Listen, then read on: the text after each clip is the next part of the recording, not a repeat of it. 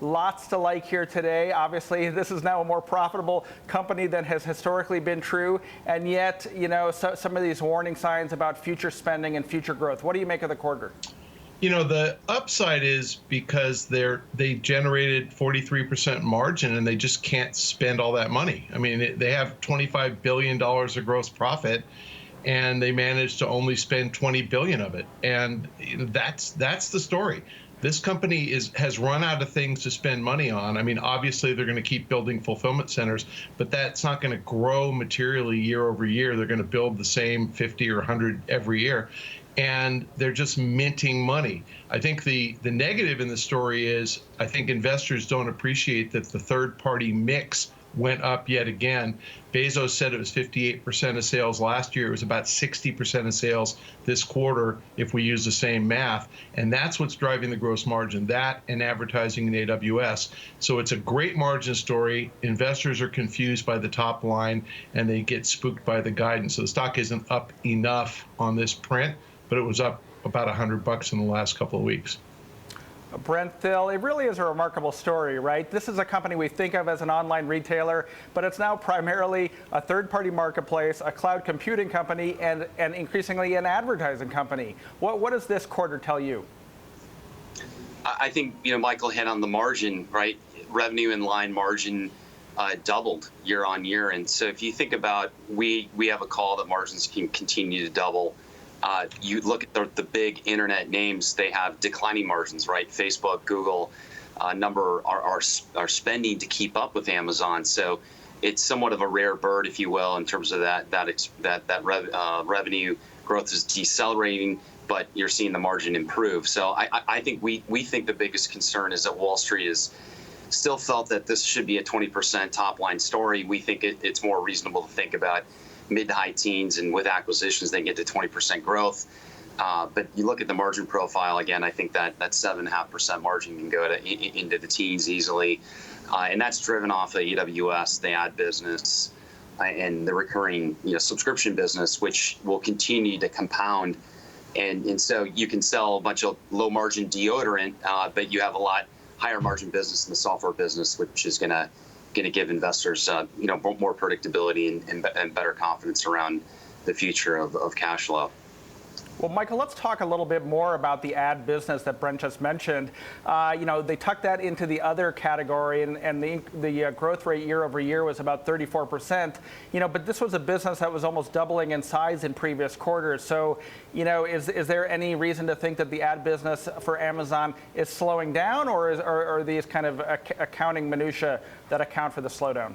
No, I think it's perfectly correlated to the sum of online store sales and third-party seller services sales growth. So if you add those two categories together, that tells you the activity on the site. And search at Amazon is people looking for a coffee maker, and the results are going to pop up just like looking for a coffee maker on Google. And they're getting paid for that ad because purchase intent is nearly 100% when you're searching on Amazon.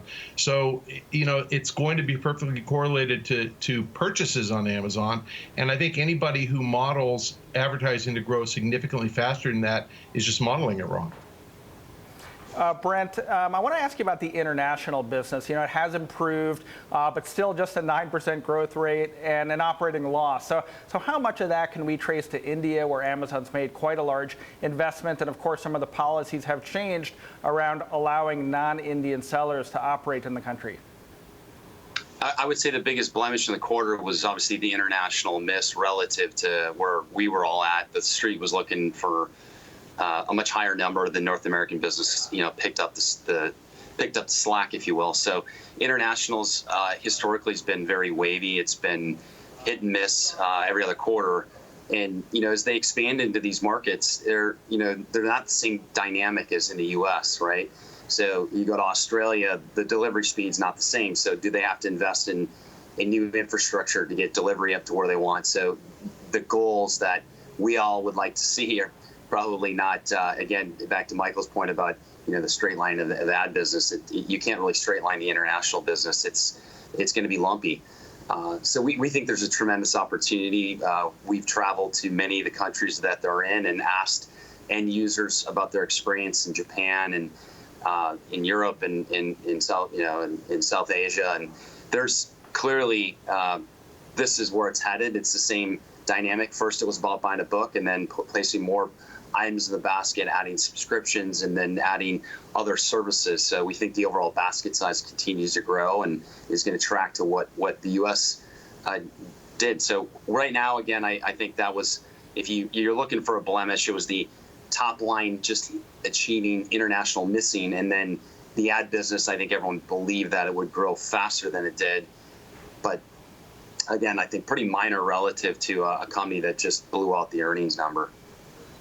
Michael, let's talk about the next quarter a little bit. Estimates have come in a little bit light, but I think obviously spending is one thing that investors pay a lot of attention to when it comes to Amazon. So many of these growth cycles over the years, we've both followed the company for a long time. What are the chances, do you think, that that Jeff Bezos does find a way to spend all this capital the company is now generating, and we're going into another period of high hiring and expenditures on not only new servers but new kinds of technologies? I think that Facebook and Amazon and probably Google have all this in common. They all promise to spend a ton of money, and then they manage not to do it. You just saw Facebook drop their spending growth, their OPEX growth by 300 basis points. Amazon just can't manage to deploy the capital. I expect Google's going to do the same thing. I'd say there is, a 0.01% chance that Bezos manages to spend more than he takes in, and we suddenly see earnings decline. They guide low and they crush. They beat by $1 billion this quarter. They're going to beat by $1 billion in perpetuity until the sell side figures it out, and then the stock goes to 2,500 and it's fully priced in. So no, they're not going to spend this money. There are no initiatives that are stupid. There's no Fire Phone anymore. The only thing I would say that some people think is stupid is content spending. Paying $1 billion for Lord of the Rings, but even that might work out.